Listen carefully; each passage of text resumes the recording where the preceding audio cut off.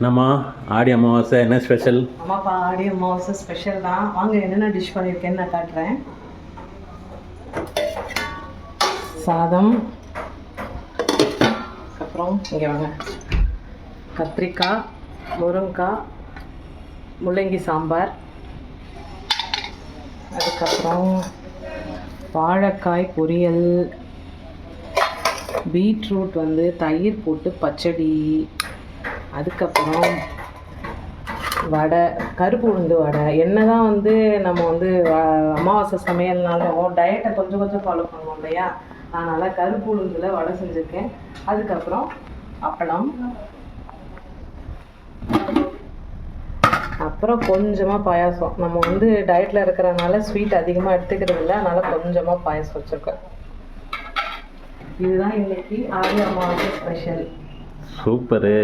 இன்னைக்கு ஒரு புடி. ஆமாம், இன்னைக்கு சீட் டே. By by.